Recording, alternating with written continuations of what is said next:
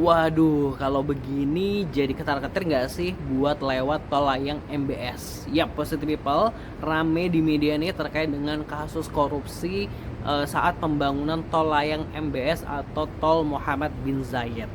Diketahui tol layang MBZ maksud gue ini menjadi salah satu tol dengan volume kendaraan yang tinggi loh. Namun sayangnya ditemukan adanya kasus korupsi saat pembangunan tol ini yang membuat bangunan tol ini tidak standar SNI sehingga kualitas bangunannya jadi berkurang.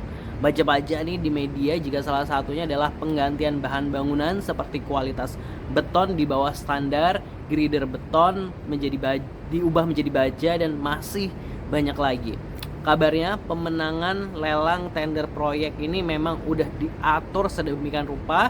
Melansir dari kompas.com nih, proses lelang proyek tol MBZ sudah diatur sedemikian rupa agar kerjasama operasi atau KSO PT Waskita Karya Persero Tbk dan PT Ascets Indonesia Tbk menjadi pemenangnya.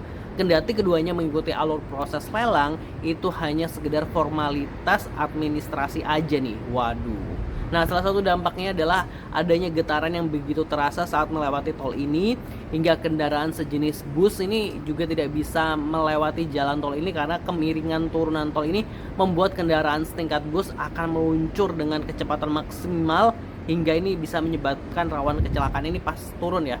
Namun Jasa Marga dan Kemen PUPR buka suara. Jasa Marga mengklaim infrastruktur jalan tol MBZ ini aman untuk dilalui pengguna jalan. Alasannya karena setiap jalan tol yang beroperasi ini telah melewati rangkaian penilaian termasuk uji coba, layak fungsi, dan operasi. Kerugian negara nih akibat dari korupsi ini mencapai 510 miliar rupiah. Pembangunan tol MBZ ini dimulai pada tahun 2017 hingga 2019 silam diresmikannya dengan menelan biaya sekitar 16,23 triliun.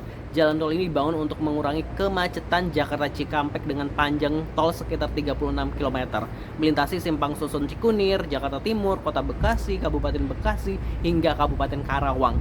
Tol MBZ menjadi tol layang terpanjang di Indonesia saat ini. Pemberian nama jalan layang tersebut sebagai penghormatan kepada Uni Emirat Arab atau UAE yang telah menjalin hubungan diplomatik selama 45 tahun dengan Indonesia. Syekh Mohammed bin Zayed Al Nahyan merupakan putra mahkota Abu Dhabi yang kini menjabat Presiden Uni Emirat Arab. UEA menjadi salah satu negara yang banyak berinvestasi di Indonesia. Makanya nama tolnya disebut seperti itu.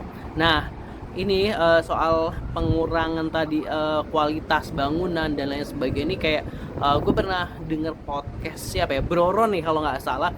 Dia kan juga salah satu orang yang bangun jalan dan lain sebagainya, jembatan dan lain sebagainya. Kayak ini nih kayak dia tuh nggak mengurangi kualitas itu karena ya nanti kalau keluarganya lewat ini gimana gitu. Misalnya kan tadi kan tol itu kan bisa aja yang misalnya bus itu nggak bisa lewat karena kemiringannya itu bikin kecepatannya tuh jadi maksimal gitu kan ya.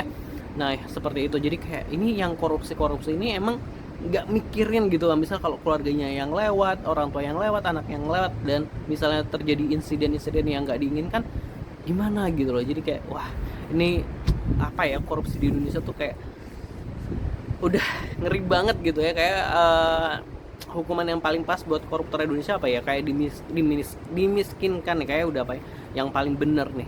Gimana kalau menurut Positive People, tulis di kolom komentar ini. Kayak aduh